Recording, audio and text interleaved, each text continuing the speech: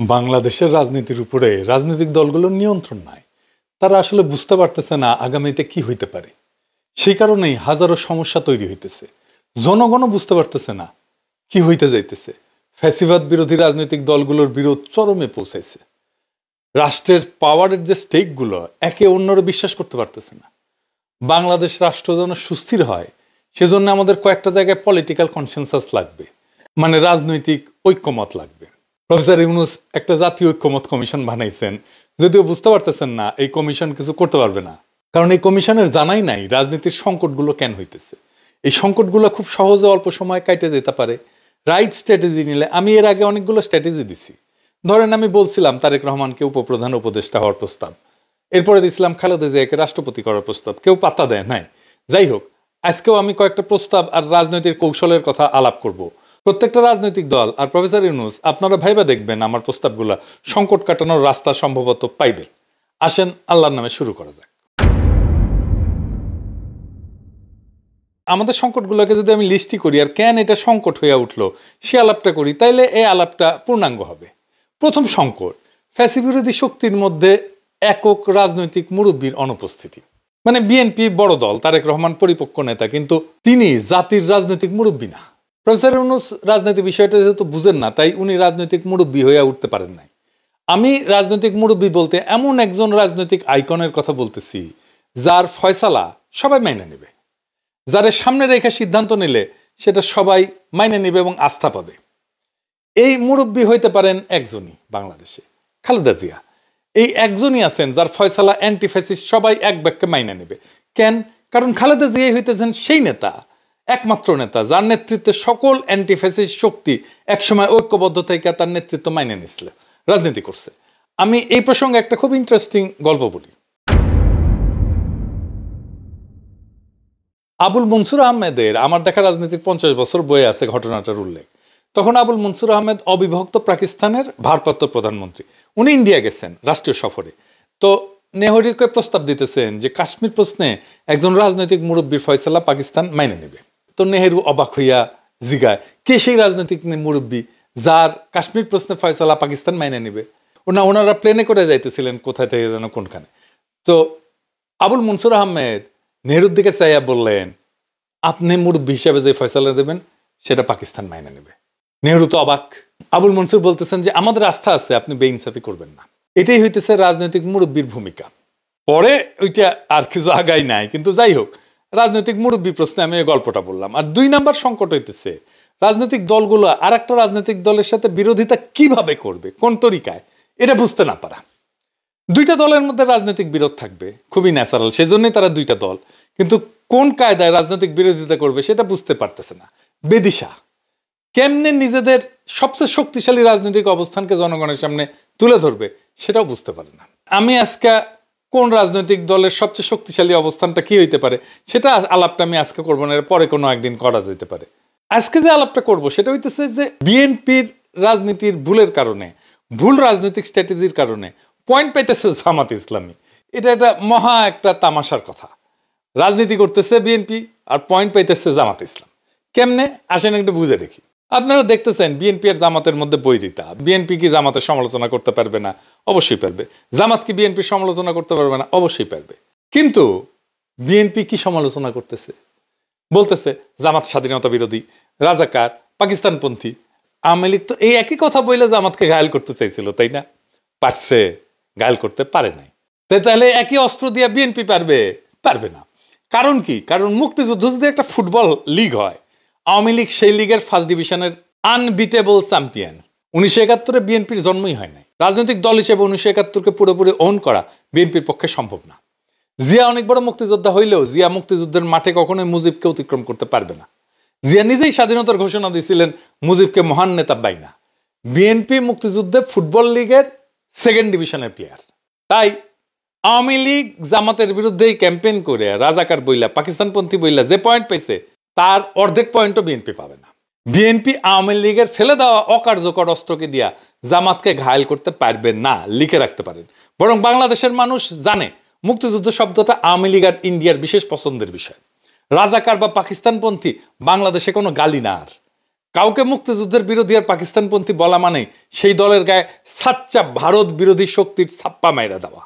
Editor সাহেব আজকে একটা ছাপ্পা দিয়ে দেন, পজিটিভ ছাপ্পা, জামাত আর শিবিরকে সাচ্চা ভারত বিরোধী দেন ছাপ একটা। হ্যাঁ, আড়াটা দেন, এবার আড়াটা দেন ছাপ। বিএনপি যতবার বলবে রাজাকার মুক্তিযুদ্ধের বিরোধী, ততবার জামাত আর শিবিরের বাক্সে পয়েন্ট জমা হবে। এডিটর সাহেব দেন ছাপ্পা মাইরা, পয়েন্ট জমা হইতেছে। রাজনীতি করে বিএনপি আর পয়েন্ট পায় জামাত, আবার ছাপ্পা মেরে দেন। বিএনপির যারা অ্যান্টি ইন্ডিয়ান ভোটার তারা বিএনপি থেকে মুখ ঘুরাই নিতেছে। এখন এমন অবস্থা হয়েছে জামাত যদি ইন্ডিয়ার সাথে হাত মিলায়ও তাও পাবলিকে ধরে নেবে জামাত অ্যান্টি ইন্ডিয়ান। মাথায় মাল থাকলে জামাতকে তার রাজনীতি নিয়ে এমনভাবে ঘাপানো যায় যে জামাত একটা কথা বলতে পারবে না, আওয়াও করো খালি। আমার জামাতের খুব স্পষ্ট ক্রিটিক আছে, সেটা ৭১ প্রশ্নও আছে, আপনারা শুনছেন। ওই আমার এক ভিডিও আছে ২০১৩ সালে, সেটা মাঝে মাঝে আপ করে। যাই হোক, ওইটাতে আমি যাব না। মুক্তিযুদ্ধ প্রশ্নকে টাচ না কইরাই আমি জামাতের খুব শক্ত ক্রিটিক করতে পারবো। আসেন সেটা শুনে দেখি। তবে এখন অনেকে কইতে পারেন আপনি তো শিখে দিতেছেন, শিখুক, কেমনে পলিটিক্স করতে হয়, কেমনে আর্গুমেন্ট তৈরি করতে হয়, ন্যারেটিভ তৈরি করতে হয়, শিখুক না, অসুবিধে কি, ভালো তো। আসেন আমরা দেখি। প্রথম ক্রিটিক, জামাত তো ১৯৭১ মনে করেছিল যে পাকিস্তান রাষ্ট্রকে টিকায় রাখতে হবে, তাই না? খুব ভালো কথা, কোনো অসুবিধা নাই। কেন টিকায় রাখতে হবে? আর্গুমেন্ট কি? ওনারা বলেন যে কারণ ভারত যদি আজকে অখণ্ড ভারত থাকতো, সেই ভারতে সংখ্যালঘু মুসলমান কেমন নিপীড়িত হইতো তা তো আমরা আজকের ভারতকে দেখে বুঝতে পারি। নামাজ পড়া অবস্থায় পাশা লাথি দিয়ে তুলে দেয়, কান ধরে জয় শ্রীরাম বলায়, গরুর মাংস না গরু বহন করার অপরাধে পিটায় মেরে ফেলে, আপনার সম্পদ নিয়ে নিতেছে, আপনার মসজিদ ভেঙে ফেলতেছে, কিছুদিন পর পর জেনোসাইড করতেছে এক এক জায়গায়। তো জামাত তো এই যুক্তি দেয়, তাই না? খুব ভালো কথা। তো ভারতের সংখ্যালঘু হিন্দু, দলিত আর মুসলমানরা যখন পাকিস্তান আন্দোলন করতেছে, আপনারা জামাতরা কেন তার বিরোধিতা করলেন? আপনারা তো পাকিস্তান আইডিয়াকেই মানেন নাই, তার বিরোধিতা করছেন। তো সেই পাকিস্তান রাষ্ট্রকে রক্ষা করার জন্য ১৯৭১ দিওয়ানা হইলেন কেন? ৪৭-এ পাকিস্তান আন্দোলনের বিরোধিতা কইরা কি ঠিক করছিলেন? যদি পাকিস্তান না হইতো তাহলে তো বাংলাদেশ হইতো না। আর পাকিস্তান না হইলে যে ভারতের মুসলমানরা দুর্দশায় পতিত হইতো, সেটা কেন আপনার ১৯৪৭-এ বুঝলেন না? আজ বুঝতেছেন। তখন তো জিন্নাকে সাপোর্ট দেন নাই, তার বিরোধিতা করছেন। আচ্ছা বাদ দেন, ভুল করছেন একটা। ১৯৫০ সালে ভূমি সংস্কার আইন হইতেছে, পাকিস্তান হয়ে গেছে, জমিদারি প্রথা উচ্ছেদ করা হবে।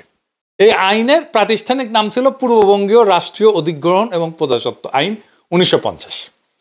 এর মূল উদ্দেশ্য ছিল ব্রিটিশ আমলে প্রবর্তিত ১৭৯৩ সালে চিরস্থায়ী বন্দোবস্তের ফলে সৃষ্ট যে জমিদার, এই জমিদারে উচ্ছেদ করে দেওয়া। এবং এর জন্যই মুসলিম লীগ আন্দোলন করছে, এবং এর জন্যই পাকিস্তান আন্দোলন হয়েছে, এবং এই আন্দোলন করতে করতেই পাকিস্তানের জন্ম হয়েছে। তো মওদুদী সাহেব ৫০ সালে এই ভূমি সংস্কার আইনের সরাসরি বিরোধিতা করলো, জামাতে ইসলামও করলো।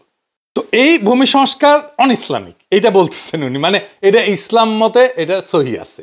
উনি একটা বই লিখলেন, বইয়ের নাম হইতেছে মাসালা ই মিল্কিয়াত তৈ জমিন।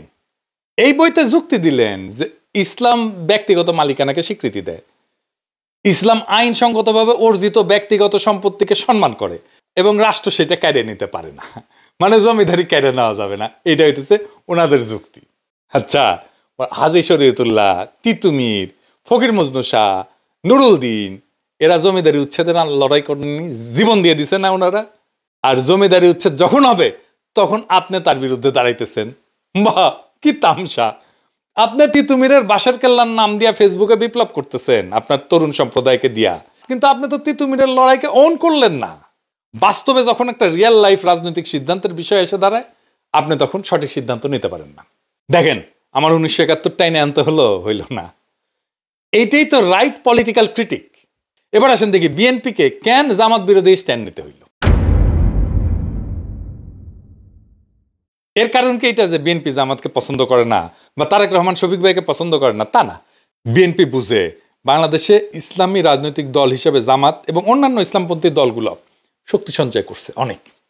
তারা মনে করতেছে এইটা এখন এই ইসলামীপন্থী দলগুলোকে বিএনপি একা সামলাইতে পারবে না, তাই তার বাম লাগবে, আওয়ামী লীগকে লাগবে। সেই জন্য কিন্তু আওয়ামী লীগকে নিষিদ্ধ করতে চায় না বিএনপি প্রথমে, এবং এই করতে যায় জামাতকে আওয়ামী ন্যারেটিভ দিয়ে ঠেকাইতে গেছে বিএনপি, এবং জামাতকে আওয়ামী ন্যারেটিভ দিয়ে ঠেকাইতে যাওয়ার ফল হইতেছে 15ই আগস্টে কালচারাল ফ্যাসিস্টদের হাউকাউ দেখছেন না, কাইন্দা কাইটা শেষ মুজিবের জন্যে।